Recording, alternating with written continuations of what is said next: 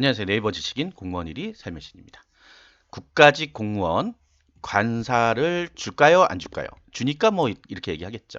근데 관사에 어느 정도 인원이 들어있는지 이런 것들이 있는 통계가 있습니다. 그 통계를 소개하는 거예요. 네, 요거 제목은 약간 낚시성이죠. 자, 다양한 통계가 있으니까 여러분도 합격하신 분이나 합격하시기 전에 고민 있으신 분들은 요 통계 한번 보시면 될 것 같아요. 자, 어딨냐면 인사혁신처에 가시면요.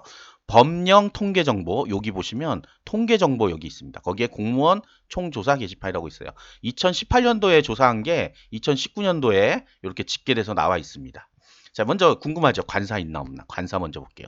근데 관사 이렇게 돼 있지 않고 어떻게 돼 있냐면 통계를 잘 보시는 분들은 알아요. 그래서 이렇게 직무상 가족과 별도 거주 공무원. 자, 요걸 먼저 보겠습니다. 자, 볼게요. 잘 보이시죠? 자, 직무상 가족과 별도 거주 공무원에 보면 뭐가 있어요? 관사가 있죠, 관사. 총 공무원 중에 19,871명이 관사에 있습니다. 응답 인원이 97만 명이에요. 그 중에 19,871. 아니, 그럼 이게 있는지 없는지 뭐 어떻게 알아, 뭐. 있긴 있는 거죠, 어쨌든. 이러고 방송 끝나면 안 되겠죠. 그래서 밑에 보시면 급별로도 나와 있어요, 급별로. 급별로 관사에 사는 비율을 보시면 아시겠지만, 네, 9급, 8급, 7급, 6급이 가장 많네요. 이게 좀 특이하죠. 네. 이렇게 돼 있습니다. 아마 급별로 뭔가 배분하는 것도 있고 지역이 이제 멀면 뭐 배정해 주는 경우도 있고 이런 경우입니다. 어쨌든 있긴 있다. 신청할 수는 있다. 그런데 아시다시피 굉장히 적다. 자, 월세를 많이 살죠. 보면 전세 월세. 자기 집도 있어요. 멀리인데 직무상 가족과 별도 거주인데 자기 집도 10,000명 정도가 있습니다. 여기에는 그 공무원들이 모두 다 들어있기 때문에 전체라고 보긴 좀 어렵고요. 뭐 경찰도 있고 다 들어가는 거예요. 그래서 요 통계를 볼 때는 어쨌든 요 정도 있다. 이렇게 생각하시면 돼요. 별도 거주 공무원 수역이 나와 있죠. 네, 7.53%밖에 안 돼요. 전체 중에. 그러니까 대부분은 가족과 함께 거주한다 하는 거고 옮겨 다니는 거는 뭐 어쨌든 있는 거니까 그래도 이제 같이 이사를 다닌다라고 보시면 될 것 같습니다.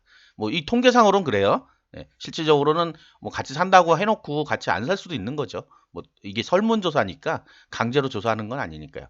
그래서 이렇게 보시면 월세도 굉장히 많이 살고 있다. 아무래도 지역이 내가 살고 있던 지역하고 다르면 그쪽으로 이주를 하게 되고 또 독립하신 분들은 혼자 나가잖아요. 어쨌든 뭐 전세 얻을 돈이 없으면 월세로 들어가겠죠. 그래서 월세 부분도 상당수가 있고, 관사에 가면 굉장히 좋겠지만 또 여러 명이 쓰고 그렇잖아요. 관사가 보통 혼자 쓰는 1인실 이런 게 많지 않습니다. 그래서 그렇게 되고 하숙도 조금 있고 그렇네요. 전세가 조금 더 있고, 전세보다 월세가 많은 게 전세 보증금도 사실은 많기 때문에 그렇겠죠. 그래서 인원수가 이 정도 되고 별도 거주하는 인원수가 7.53%다. 요건 조금 좀 생각보다는 좀 작은 것 같아요. 제가 생각할 때는 좀 많을 줄 알았는데 주말 부부가 있다든지 뭐 이런 게 주로 다 국가직 얘기였거든요. 근데 그게 아니었다 하는 거를 여기 쭉 내려보시면 아래쪽으로 가면 뭐 이렇게 다 있습니다. 어디가 많은지도 이렇게 나와요. 경찰도 여기 경찰 쪽에 많이 있네요. 이쪽도. 네, 경찰하고 제가 아까 다 들어있는 통계라 그랬죠. 그래서 다 들어있기 때문에 이게 나눠지면 좀 힘들어요. 그리고 경찰 같은 경우는 보통 합격하면 10년 동안 그 지구에 있거든요. 지구에 있기 때문에 사실상 어느 정도 안착이 돼요. 결혼하고 나서도 그 지구에서 한 10년 동안 있어야 되니까. 근데 이제 그래도 다른 지역에 가서 사시는 분들이 꽤 많다. 요게 관사 라인이죠, 지금? 역시 경찰은 또 관사 라인이 좀 많이 들어있네요. 아무래도 경찰 쪽이 많이 좀 있는 것 같습니다. 이렇게 그냥 수치로만 볼 때 그렇게 말씀드린 거예요. 실제로는 저희가 알 수 있는 방법은 없어요. 이 통계 아니면 개인이 얘기하는 것밖에 없잖아요. 그래서 이런 거고 그 다음에 하나 또 재밌는 통계 하나 더 보여드리고 끝낼게요. 아주 짧게 짧게 하는데 뭐가 있냐면 여러분들 이제 고민하는 것 중에 하나가 학력이에요. 학력. 네, 학력. 이건 그냥 재밌는 거라고 제가 그냥 할게요. 이거는 뭐 그런 건 아니고 재밌는 공개 뭐냐면 임용 전후의 학력이라는 게 있어요. 공무원 임용 전 후 최종 학력이라는 게. 그래서 요거 한번 볼게요. 요거 제가 어떻게 보면서 조금 놀란 게 있어요. 자, 보시면 이거는 전체 근무하는 사람들 얘기예요. 그러니까 지금 임용되는 사람들 얘기가 아니라 전체 여태까지 근무하고 있는 사람들이 내가 임용될 때는 뭘로 임용됐다 이런 거예요. 보시면 아시겠지만 초등학교 졸업도 1,730명, 중학교도 5,000명, 고등학교 졸업은 13만 명. 굉장히 많죠. 13%예요. 고등학교 졸업이. 그래서 이 얘기를 왜 하냐면 저는 고졸인데 어떻게 할까요? 고졸인데 어떻게 할까요? 하시는 분들 있잖아요. 그분들 상관없다는 거예요. 13%가 고등학교 졸업인데요. 뭐 어떻게 따져보면 적죠. 따져보면 적지만 없진 않은 거잖아요. 항상 이런 생각들을 하시는 분도 있어요. 아, 고졸인데 뭐 가서 어떻게 밀리고 뭐, 자, 그렇지 않습니다. 보시면 고위공무원단 고졸도 있어요. 뭐 이런 건 이제 조금 다른 얘기인 것 같은데, 생각할 때는. 뭐 4급, 5급, 6급 있습니다. 이렇게. 있잖아요. 보시다시피. 없는 게 아니고 이분들이 진급이 안 됐으면 계속 9급에 있었어야죠. 그러니까 그런 것들은 잘못된 생각이다. 물론 여기서는 이제 해외 유학을 갔다든지 유학 갔다 오면 유학도 그게 있죠. 근데 어쨌든 뭐 중간에 자퇴를 했다는 이런 사람도 사실은 고등학교에 들어가거든요. 그래서 그런 분들 들어있지만 인원수가 적지 않다. 희망을 가지라는 얘기예요. 그리고 앞으로 사회가 많이 변화하잖아요. 이거 아마 과거의 분들부터 쭉 하니까 좀 많은 것 같은데 변화하고 우리가 대학을 선호한 시대가 그렇게 길진 않아요. 사실 따져보면 무조건 대학을 가야 된다 이런 기조가 생긴 게 몇 년 안 됩니다. 사실은. 그래서 누구나 다 대학생은 아니잖아요.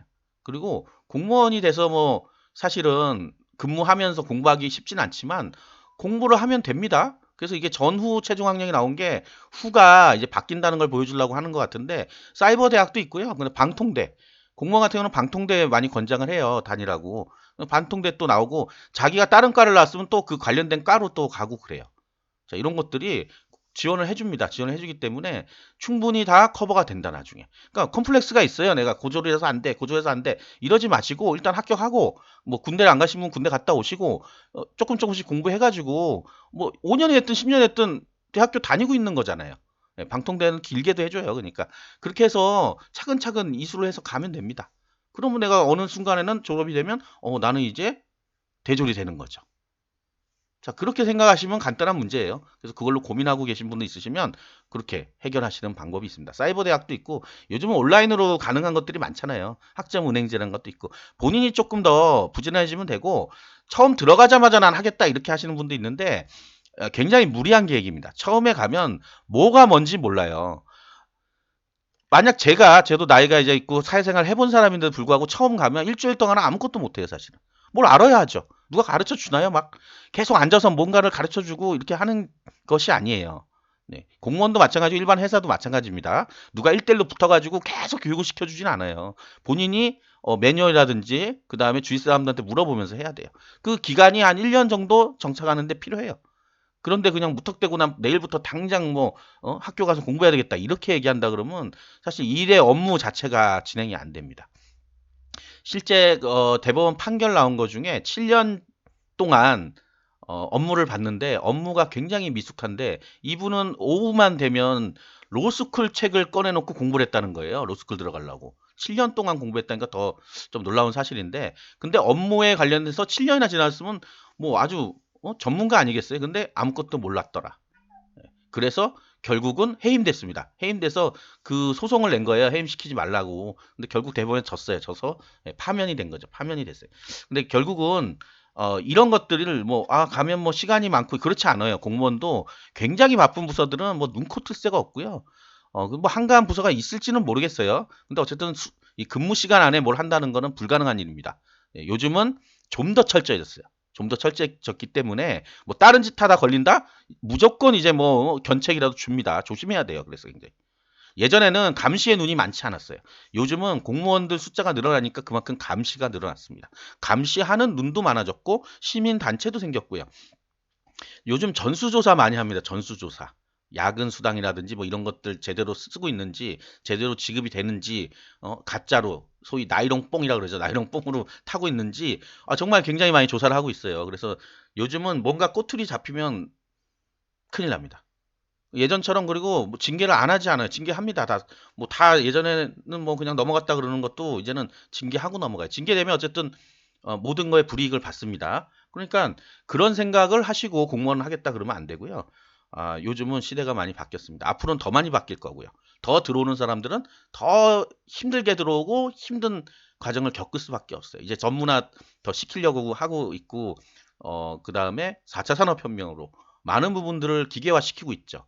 자, 요런 것들 때문에 개인의 역량이 중요시 되는 게 이제 공무원이 되는 거예요. 그래서 학력 얘기하다 갑자기 이런 얘기가 나왔는데 학력에 대한 컴플렉스가 있으신 분들은 대학원도 갈 수 있고요. 다 갈 수 있습니다. 밤에 가면 돼요. 대학원도 주말에 하고 이러니까 나는 무조건 낮에 가겠다 이런 거는 아니고요. 예. 가시면 되고 5년이 지나면 자기계발 휴직이라는 걸 할 수가 있습니다. 그때 뭔가를 또 다른 걸 해볼 수 있어요. 1년 정도 주는데 할 수 있고 해외 유학도 보내줍니다. 해외 유학. 해외 유학도 제가 요 앞엔가 뒤엔가 한번 했었는데 몇백 명씩이 지금 현재 가 있는 인원이 몇백 명이나 돼요. 그러니까 뭐 전체로 보면 그냥 작죠. 그런데 해외 유학이란 거에는 어학연수도 포함된다고 해요. 그러니까 그렇게 해서 또 가시는 분도 있고 그래요. 여러 가지 방법으로 갈 수 있는 방법은 있습니다. 물론 해외 유학 돈이 많이 드니까 그거는 조금 아닌 것 같은데 요 통계들 중에 나와 있습니다. 그래서 통계를 보시면 뭐 휴직자 관련된 거.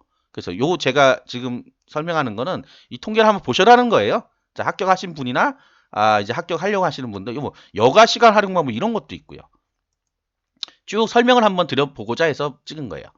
맞벌이냐 아니냐 이런 것도 있습니다. 자녀 수도 있고요. 뭐 이런 것들. 나는 어떤 자격증을 따야 되지 뭐 이런 것도 있죠. 이런 것들도 나와 있고요. 외국어. 자, 굉장히 많죠, 뭔가가.